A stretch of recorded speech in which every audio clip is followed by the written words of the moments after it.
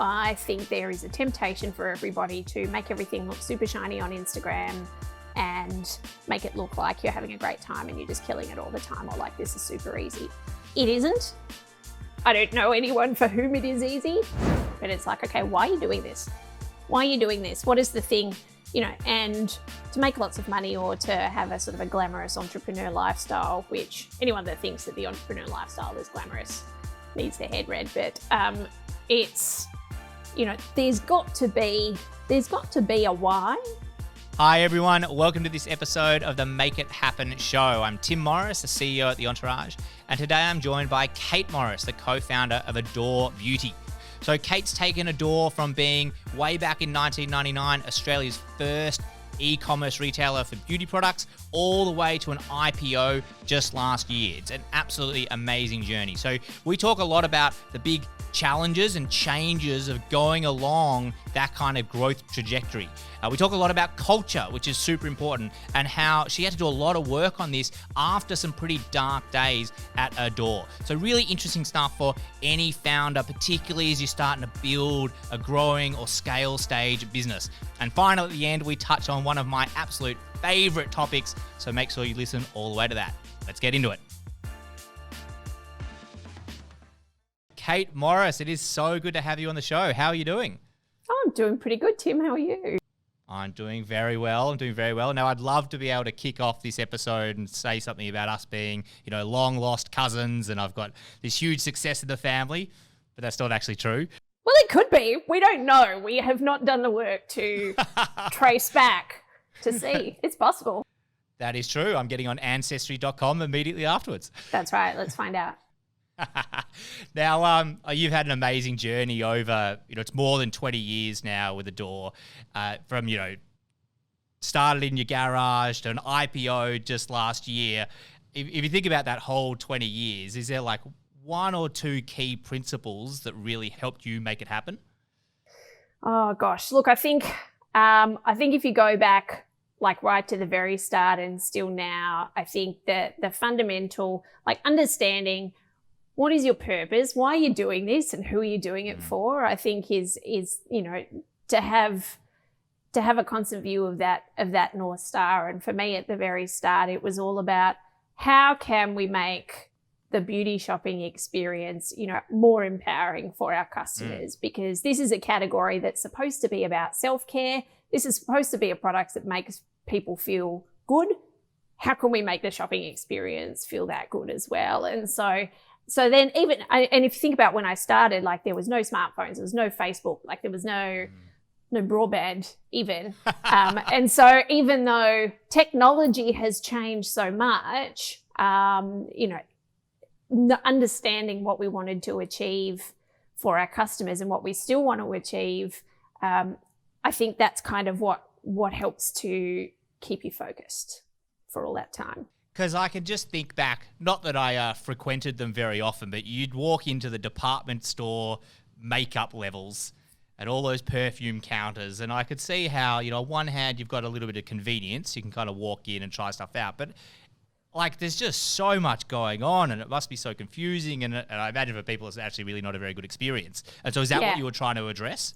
Very much, yes. And certainly what you said about it being confusing, like I think that's sort of general feeling of bafflement and intimidation was something that was just really common, because the whole experience was set up to baffle you and to confuse you so that you would just kind of buy whatever the chick behind the counter, which I was one, so I would know, to whatever she said to you, and then maybe go home and kind of look in the bag and go, oh, I spent all this money. Like, is this even what I need? I don't know. I feel terrible.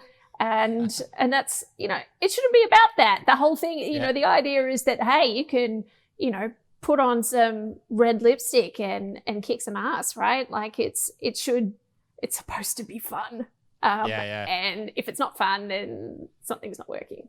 I love that. You were trained in the dark arts first, and then you realized that what you wanted to address. I wanted to turn to the good side. To the good side of making people feel good about themselves and empowering themselves. So I think back to 1999, you're right, like the internet was very nascent then. Yeah. like, how did you see this opportunity? Did you even see an opportunity, or were you just kind of like, there's something here that we need to work on and we'll figure it out as we go? Oh, look, there's certainly, like, don't get me wrong, there's no way I was sort of sitting in my garage with my cat thinking, yes, well, one day when we IPO, like that was, I would have fallen down dead if you had told me that was going to happen. So, no, it was more just understanding what the customer problem was and going, okay, look, somebody needs to fix this. But had I thought, beyond that to how big it was going to get, no, I don't think so. Yeah. That's a great image, though. You sitting in your garage with your cat. That's almost like a bit of like an evil mastermind plotting world domination. Yeah, I think it was a lot less glamorous than that, Tim. Let's really fast forward right to just last couple of years, right? You had huge growth. I'm sure it was, like all 20-year-old businesses, it was probably like a lot of years of figuring it out, slow growth, and then kind of all of a sudden a lot going on. Yeah. What have the last couple of years looked like for you? I mean, obviously there was the IPO and before that some private equity investment, but like maybe, the couple of years around that period, what did it look like? Yeah, sure. So, I mean, for us, the fast growth, like the first, I would say sort of 10 to 12 years were, pretty slow. And just this kind of slow, gradual growth year and year and year and year and year. And then I think, about sort of 12, 13 years in, there was an opportunity to grow faster, but we needed some capital to do that and didn't have any. And so had to kind of fund it through remortgaging the house and being kind of, breaking even for a year or so, which, when you're self-funded, it's pretty scary. We did end up selling a small equity stake to Woolworths in 2014 and then ended up buying that back 2 years later, which is, that's a whole story. But but then kind of since then, like kind of 2016 onwards, the last 5 years or so has really been kind of much more that hockey stick that we kind of always been waiting for. But that starts to get really scary after a while. Yeah. Like the numbers start getting bigger and bigger, and there's more and more people. And one of the things that happens when you're scaling a business really fast is that everything breaks. Regular intervals, maybe it's you kind of hit 70 staff and all of a sudden your structures don't really work anymore, and you need to put a whole layer of management in, and suddenly you realize communication's not flowing properly and your warehouse software is no good anymore, and it's like playing whack-a-mole and 17 different things are on fire at any given moment, and that starts to get pretty hairy. And so one of the things that James, my co-founder, and I had sort of said to each other, I feel like we need to bring in a growth partner to help us manage this. But we were really worried about giving up control, and because we both worked so hard to create something really beautiful, and particularly in terms of, the culture and the values that we had. And the thing that terrified us the most, I think, was the idea of getting in a partner who was going to try and change us, try and like, because everybody hears all those private equity stories, right? Like of just the horrible things that happen, and they load you up with debt and they come in and start telling you how to do things. Oh goodness, no, we don't want that. Like that would be horrendous. And so we decided we were going to at least have a look to try and see if there was somebody that we could work with. And so very brave. Through this. Well, look, nothing ventured, nothing gained, right, Tim? That's there's a lot of courage required to go down this path, just generally, I think. And so went out there and ran a process and talked to everybody, and lots of rooms full of white guys in suits sort of sitting there mansplaining the beauty industry to me. So that was pretty fun. So did all of those discussions revolve around like, here's the plan to take on, some equity now, and then we're going to move to IPO? Or was that only a conversation that happened when you started talking to Quadrant, who were kind of like the right partner? Yeah, look, I'm trying to think. I think I think mostly you're talking, when you're having these initial conversations with people, you're talking about the business as it is now and what your plans are for growth. And we probably didn't get into the nitty-gritty of the actual sort of, strategy for the next transaction until we decided on who we were going to partner with. Yeah, that's good. Yeah. I love it how you talked about, you touched on there that things just change so rapidly as you're going through that hockey stick growth and you realize that communication and team size is such a big one, isn't it? Like I think the numbers are kind of like anything up to 20. No, anything up to 10 in the first days, that's a family. Yep. Arms around it, you all know each other. Arms around it, everybody knows everybody, super easy, yeah. Yeah, and then kind of up to 10 to 20, it's like when you start realizing maybe we do need a little bit of structure here. And a lot of entrepreneurs at that point are like, no way, hierarchy's a dirty word. That's right. Oh, we're just going to have like a flat structure. It's like, yeah, okay. Well, yeah, exactly. I think it's kind of around that 60, 70 where you're like, no, we need some real structure here. Otherwise, it's just chaos and when founders are still involved in the business, if they're too flat at that point, everything's coming to them. Was that your experience? Yeah, look, there was definitely a few of those kind of break points where you realise that the way that you've been doing things isn't going to really work at the size that you are now. And so one of them, I remember there was a year where we went from a team of 12 to a team of 25 and lots of stuff broke that year and it all got a bit unpleasant for a while. But the good thing that came out of it was really enunciating our culture and values and what sort of behaviours that we wanted to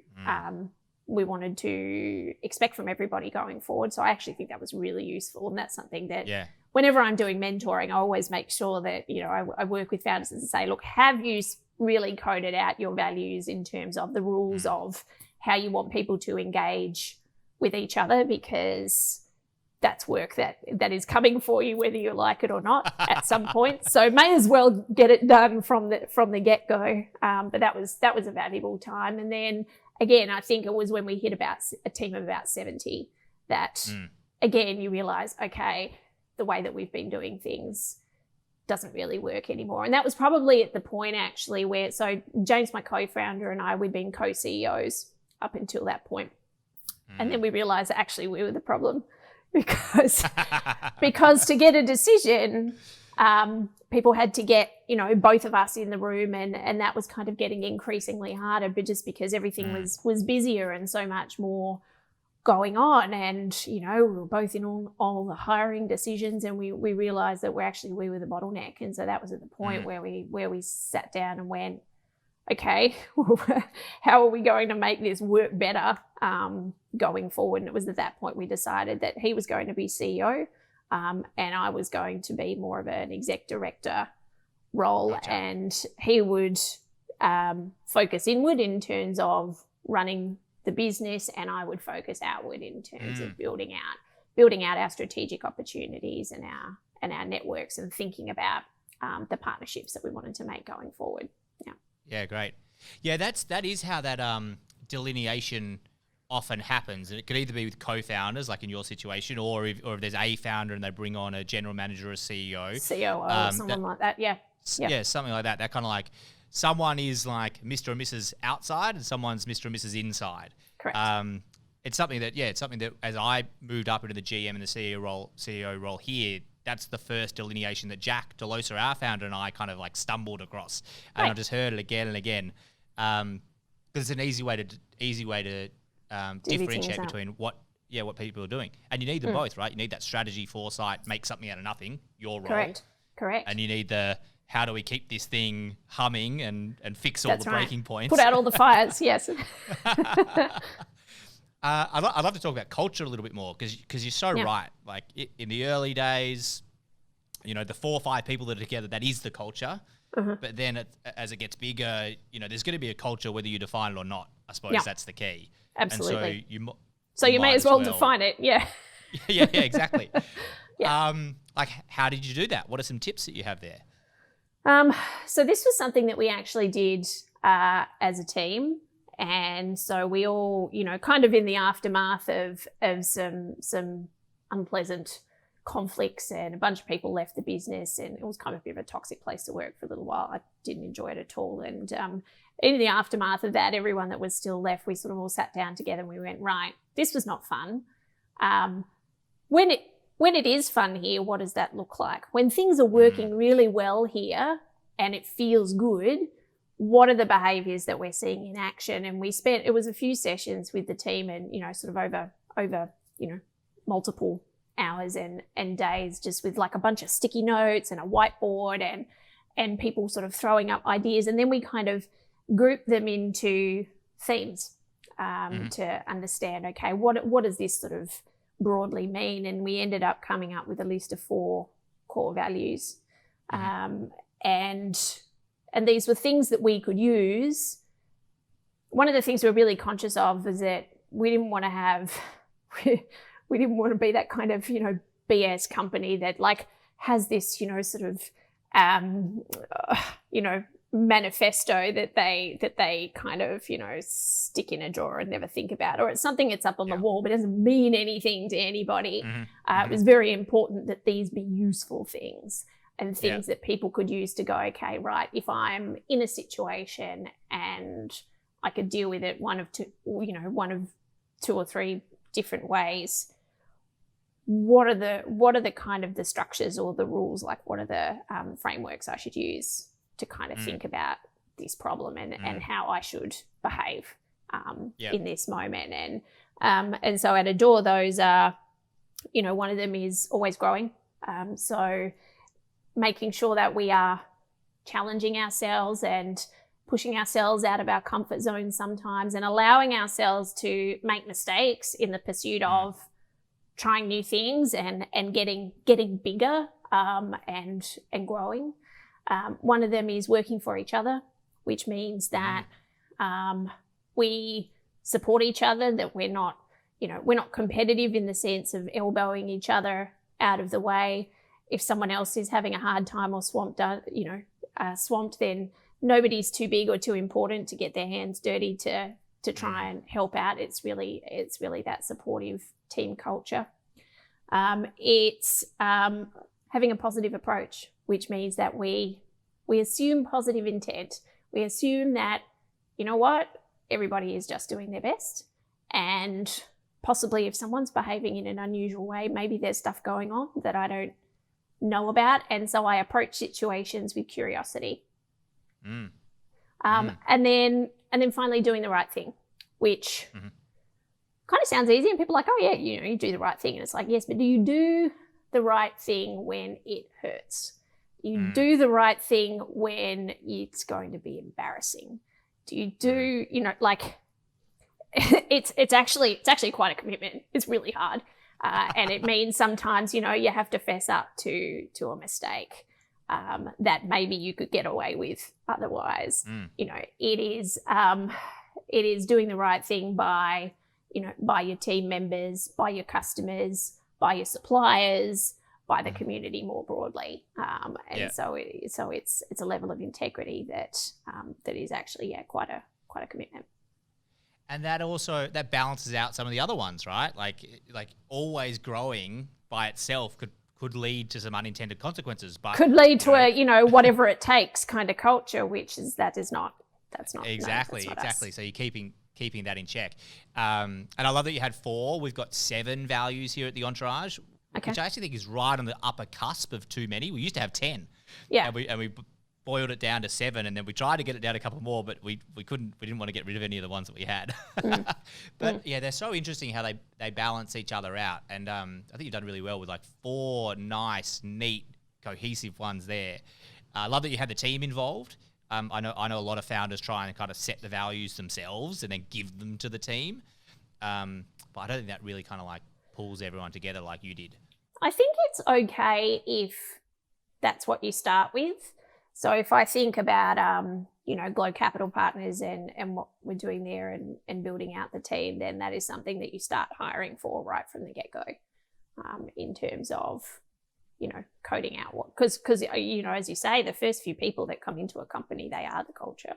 So, make careful decisions. With Glow Capital Partners, you've got obviously the benefit of 20 years hard-won experience. That's right. I'm sure I'll make other mistakes, yes. Yeah, I'll get those things right and then do some other stuff really wrong. Correct, But, yes. So most founders will probably get to setting values and purpose a little bit later. And in that case, maybe it's good to kind of get the people that are already there involved. But if you've already got some experience in that, or hey, they've heard you and they're like, I got to do this early, then do it right from the beginning and set the culture right from the start. That's really interesting. I think so. Yeah. You touched on right at the beginning, and it goes hand in hand with values. What about purpose? Like, where did the purpose of Adore, like, where did that come from? How did you infuse that into what you did? I think that comes from, I mean, really that should start, I don't think that's something you can really retrofit. I don't know. Maybe you can. I haven't seen anyone successfully do it, but it's like, okay, why are you doing this? Why are you doing this? What is the thing, and to make lots of money or to have a sort of a glamorous entrepreneur lifestyle, which anyone that thinks that the entrepreneur lifestyle is glamorous needs their head read. But it's, there's got to be a why.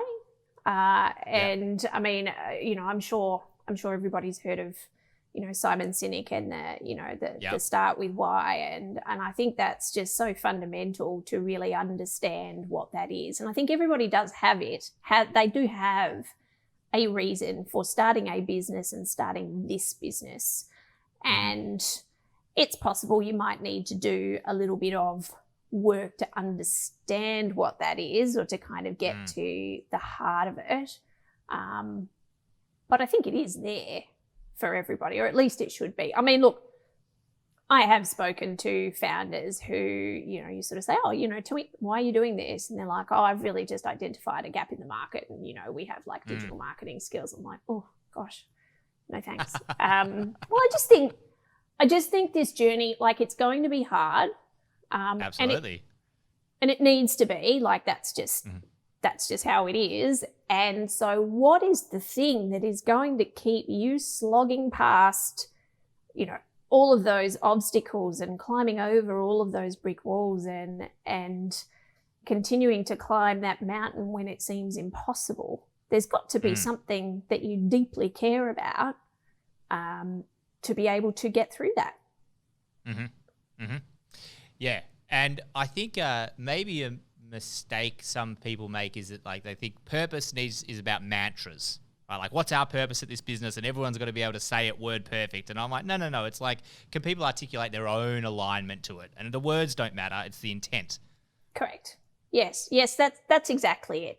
And the idea, I think there's also probably a bit of an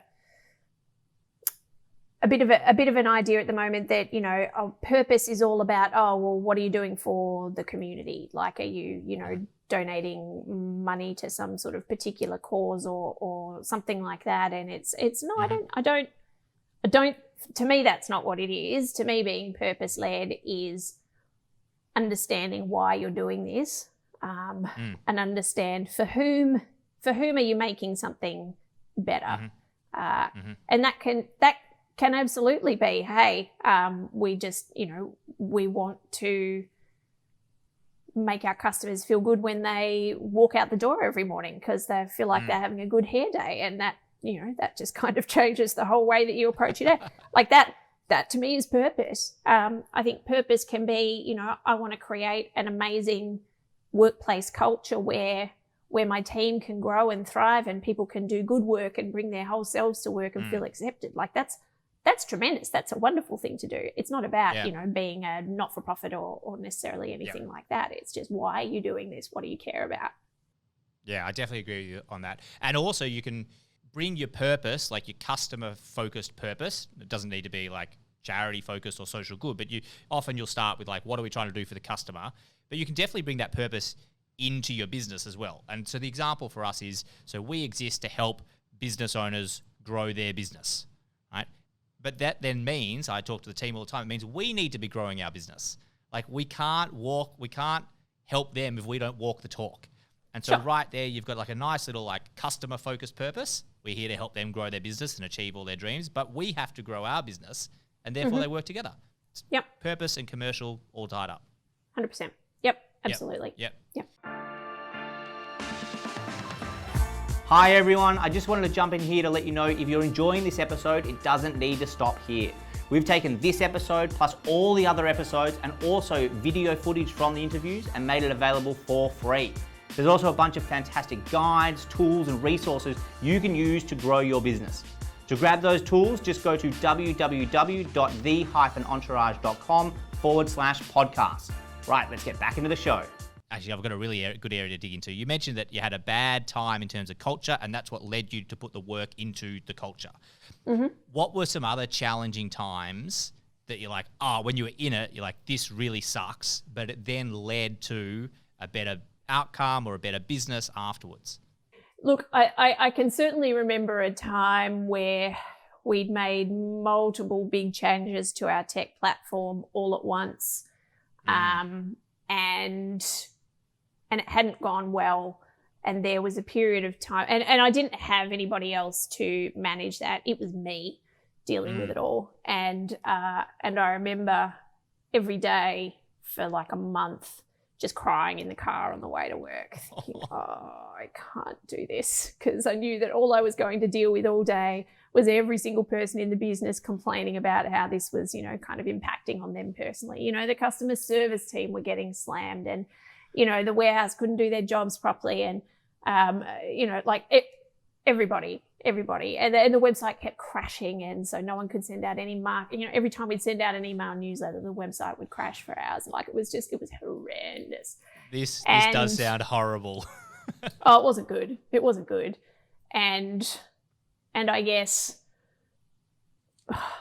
fought our way out of it eventually. Just, and actually at times like that, all you can do is just put your head down and put one foot in front of the other, and basically put your kind of shoulder to the wheel and just keep shoving until you get it fixed, and continue to evolve your approach as well. Like for a while, we were pushing one agency, and then we realized they weren't going to be able to fix it, and so it's like, right, okay, well, we need to find somebody else who can fix this, and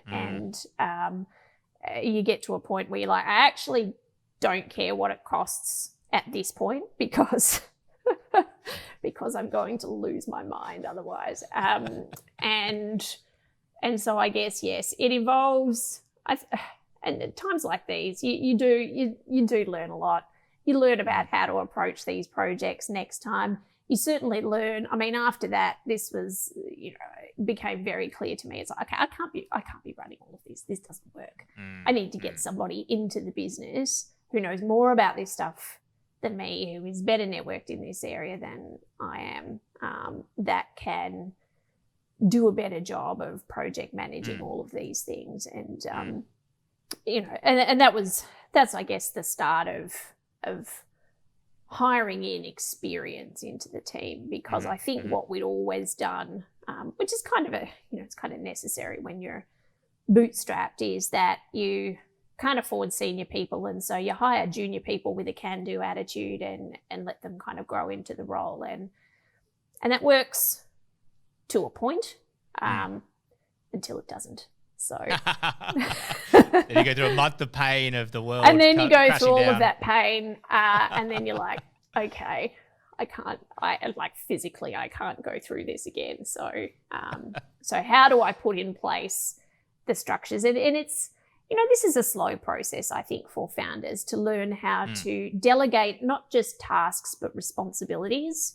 I think that's quite a step change in the way that you think about your business, is to actually put somebody in charge of a thing and not be managing what they are doing on a day-to-day basis, but say, right, keeping this website up and making improvements to it is your job. Go for it. Yeah. Well, so that's a silver lining for you out of that whole experience. It's like, I not only can I now let go of the responsibility of this, I am very happy to pass it on to someone else. Oh, wrapped, thrilled. So yeah, this is the thing, all of the bad things, all of the mistakes that you make, that, you learn something from all of them. And that's, that's what always growing means, right? Like that's the only mistake that you make is not learning from it, or not putting something in place to do it differently next time. Yeah. And I think a to pull a bit of a theme out of some of the stuff we've been talking about, it's like what gets you to each kind of stage of the business is the right stuff in that stage, right? So hiring the people that you can afford with a can-do attitude, that's the right thing at that stage. Being across a lot of it is the right thing at that stage. And then probably when you get to a point where you're like, that's not working anymore, that's actually a really good thing because you're about to go on the next stage. But you've got to figure it out. Yes, absolutely. You have to figure it out. And that's actually one of the really big blockers that I see with some of the founders that I work with in a mentoring capacity is unless you can continue to evolve your thinking and like when things are not working, to be able to sort of go, okay, right, the solution is not for me to just work harder. I need to be thinking more strategically about the resources that my business has access to. And not everybody gets past that. Or they reach a certain stage where they find it difficult to let go, or they will continue to try and micromanage really experienced people or whatever, and they will hold the business back. And so that's the big challenge that founders need to go through is at the various stages of your business to know when to let go. Yeah. And I was talking with someone just the other day, someone who's a good friend, and she was just really struggling to hire her first person. And she was like, oh, what if I hire the wrong person? I said, well, you might hire the wrong person. But what's your alternative? You got to hire somebody. And if you don't, that's okay, but that's a decision too.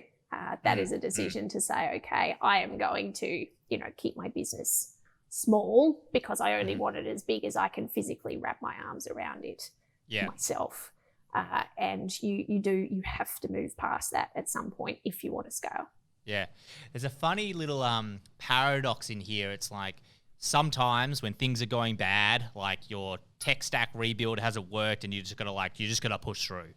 When a freaking global pandemic comes in for some businesses, you just got to push through. So there's periods where you just got to push through, but then there also becomes periods where you're like, no, I need a step change. I need like either a strategic change, or I need to, your example was we need to go to a different agency because they just weren't doing it. It's like, there's a balancing point there. Sometimes it's one foot after another, grind it out. And sometimes it's like, no, sometimes take a step back.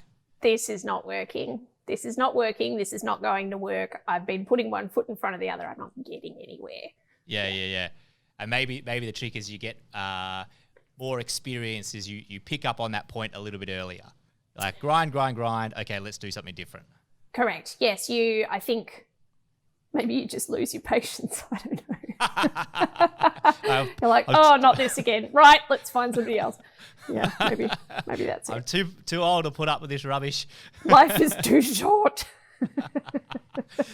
and so, like, how have things changed for you, like in just the last year, right? So going through an IPO is huge. Like, what's your role like now with Adore, and then moving into Glow Capital Partners? Like, how's that all unfolded? Last 2 years have been a lot, to be honest. So if we rewind to Quadrant coming into the business, the first decision that we made and kind of part of building out the strategy was like, okay, well, if we wanted to build towards the business being ready for IPO, what are all of the things that we need to do? Let's build out the plan. And so we needed to continue to round out the executive team. So we needed a CEO, we needed a CFO. So we ended up hiring the CFO first. And we started the CEO search, and that took a long time because it's kind of the most crucial hire in the business, right? Like that's the one where you don't want to make a mistake. Yeah. And I think that probably took maybe 8 months of looking and I guess it was thinking about hiring the person, not just the person who could do the job right now, but someone who could take the business to the next stage of growth over the next kind of 5 to 10 years. And but also the most fundamental thing was this person was going to continue to champion the values and the culture. And honestly, something that was so exciting to me in terms of here was someone whose skill set was actually much better aligned to what the company was going to need going forward. as we got bigger than either James or mine, because the start, like being a founder, it's like, yeah, we can hack together a solution out of, twigs and spit. That's not what your company needs when you're ASX listed and there's 200 people working here. Like that's not like, I appreciate everyone loves a founder-led company, but sometimes like you got to know when you're not the person, right? And maybe that's an interesting thing too to think about in terms of the founder journey.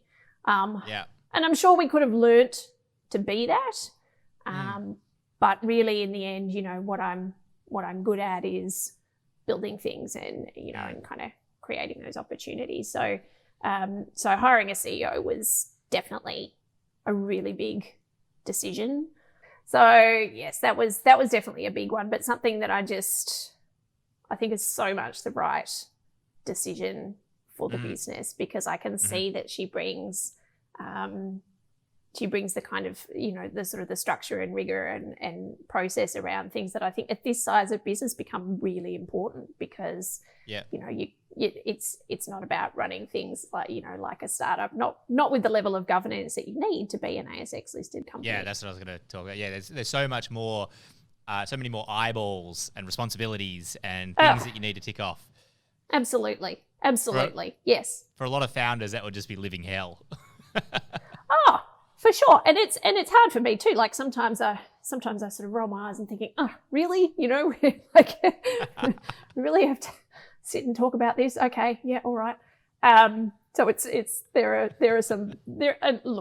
sometimes it's just a lot more paperwork, but I guess the good thing about the way that we've built the business in terms of having a culture that is values led and really based on transparency is that it makes all of those transitions a lot easier, right? Because the whole idea of being a public company is that it needs to be very public, which means that you need to not have any skeletons. And I guess we always had that kind of culture where somebody would say if there was a big mistake made or something had gone wrong, that stuff doesn't get covered up at a door. So yeah, we're well positioned, I suppose.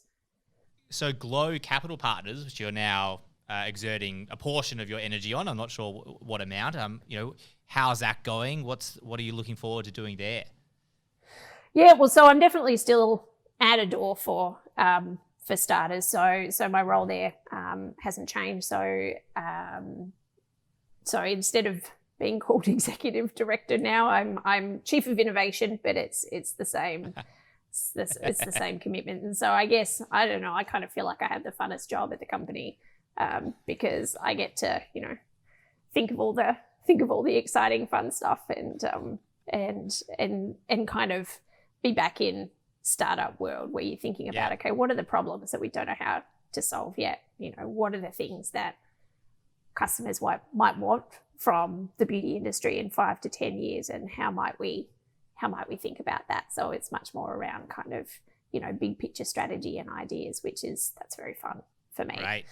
But then outside of that, I think, I'd been doing a lot of work in the startup ecosystem and working with other founders and starting to do a bit of angel investing as well. And had been kind of thinking about that for a while and thinking, there are so many parts of the ecosystem where I feel like things are not great in terms of how they think about growth businesses, or particularly how they think about women founders. Having had that experience myself with the rooms of white guys in suits, and I guess, yes, there's sort of an opportunity to put a bit of structure around that and go, okay, if we were to create something that was founder focused and, that really understood the scale up challenges that growth businesses faced, then is that something that I could be part of or add value to? And in the end, I decided yes. The idea for Glow came about, and we sort of thought, well, I feel like there's a gap here. Let's get something happening. You definitely chose the right partner back when you were looking to to bring some investment into Adore if you're now doing the next venture with the head of that partner. So Yeah. that's fantastic. Yeah. No, we've really enjoyed working together, and continue to enjoy working together at Adore, and then now at Glow as well. Yeah, fantastic. All right, I've got a couple more questions here, Kate, that neither of us have seen. We call it Make It Happen in a Minute. Okay. They're developed by Anna. They're always a good set of questions. So Okay. Are you ready to get into these? Yes. Good. Correct answer. You got the first one right. Question number 1. If you could go back in time by 10 years to give yourself one piece of advice, what would that be? Gosh. I always think about this one and I think, would I change anything that I went through? I probably wouldn't, because I feel like everything that I went through was a really useful learning experience, even if it didn't feel like it at the time.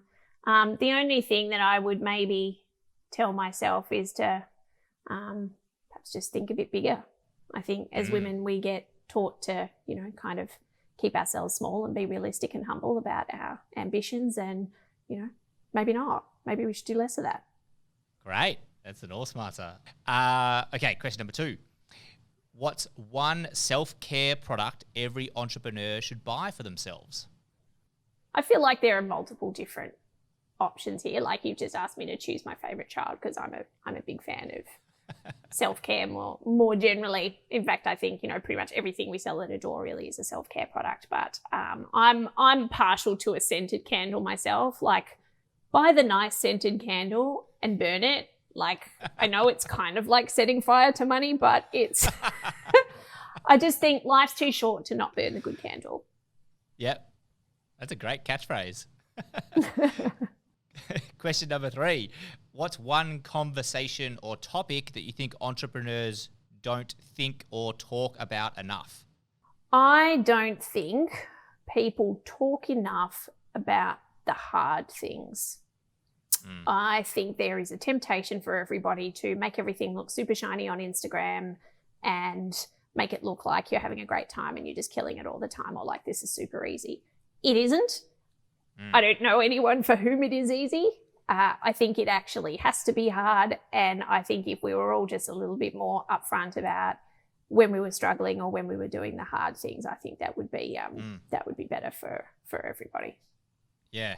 And I wonder if there is going to be a little bit more discussion about hard times after things like COVID, or is it actually pushed at the other, like even further in the wrong direction, that everyone's just going to be wanting to get back to glitz and glam and everything's okay? Yeah, to be I don't seen. know. I don't know. I think it takes a few people to kind of, and this is why I try and talk about it a lot, because I think there is that temptation, or maybe people want to think it. I don't know that everything is shiny and, oh, look at her, she's a big success, everything must be easy. It's like, no, it isn't. It doesn't get any easier. Actually gets scarier. I actually had I got a piece of really good advice from another well-known startup founder, big, rich lister, very successful, who said to me on the day that Adore listed, he said, good luck, Kate, don't look down. And I think that's reflective of what things are like. It's sometimes you need to just be brave. Great. Question number 4. What do you want to be remembered for? I want to be remembered for having moved the needle. One of the things that I really want to put my energy and the rest of my life into is making a better world for my girls and for all the girls. And so, and if that's something I can be part of in whatever small way. To me, I think I would really love to help a lot of other women founders and, good people doing interesting things become successful, and then also turn around and feed back into building that ecosystem. I think the impact that I've made, that's what I would like to be remembered for. Yeah. Well, I think you've already set the example, which is amazing, through Adore, and now you're out, you've got a clear path to help more people, more girls along the journey, so that's awesome. Final question. if someone's business was scaling rapidly out of the startup stage and they wanted to make sure that their growth was sustainable long term, what's the one thing they need to do to make it happen? Understand your numbers. And this is not, I see people do this all the time. They're like, oh yes, no, I've got a good accountant. I'm like, I don't care if you have a good accountant. You really need to understand your unit economics and, understand, cash flow statements, particularly when you're scaling. That's the scariest one. I think really putting the time and effort into, even if you have to get your accountant to explain it to you 17 different ways until you really understand how your business works, absolutely fundamental. Yeah. Now you've just touched on one of my favorite topics, and I won't go off on the tangent, but I just agree with you 100% in everything there. I think not enough founders embrace the numbers. It's the heartbeat of your business. When you're scaling and you're spending, you're trying to grow. It's like cash flow is the thing to keep your eye on, because the consequences get bigger, right? You're making bigger decisions. And I see founders all the time who are like, we just ran out of cash and we didn't know it was coming. And I'm like, well, that's the last time you want to know that you don't have a good understanding of your finances, when you run out of cash. Absolutely. Yeah, no, I think that's so right. And I think we all avoid doing the things that we're a bit scared of. And I've done that myself. I remember going through our very first transactions. It was the one with Woolworths, I think, and thinking, oh yes, well, these, contracts, like a stack of contracts, like just enormous, bigger than a novel. And I was thinking, oh goodness, do I really have to, but I have a lawyer and he'll just explain that to me. And it's like, no, you need to sit down there and slog it out until you understand all of it. Because these are big decisions that you're making. And yes, lawyers and accountants are great and they can advise you on the technical points, but this is your business. No one else is ever going to understand it the way you do. So, when things are scary and you're putting it off or sort of veering away from it, make yourself focus. Yeah, and do the hard things that you said before. Do the hard things. Yeah. Yeah, great. Fantastic. Kate Morris, it's been amazing having you on. I've really enjoyed hearing the story, hearing the lessons that you've learned along the way. And I think, going back to what you want to be remembered for, you're definitely, you're setting a great example. And there's a lot that you could inspire, I think, all founders, anyone wanting to build a business. So thank you for coming on. It's really been fun talking with you. Oh, my pleasure, Tim. I look forward to discovering our long-lost family connection. I was going to say, I'll see you at Christmas. It's just around the corner. Absolutely. Yeah, sounds good. Kate, thank you very much. Cheers, Tim. Thanks for tuning into this episode of the Make It Happen show. I hope you enjoyed the conversation. And it doesn't need to end there. We've actually gone and grabbed a whole bunch of extra resources for you. Behind the scenes footage, videos from this and all the other episodes, as well as show notes that you can grab for free. Just head along to www.the-entourage.com/podcast and you can grab all those extra resources. Thanks for tuning in, and I cannot wait to introduce you to our next guest on the next episode.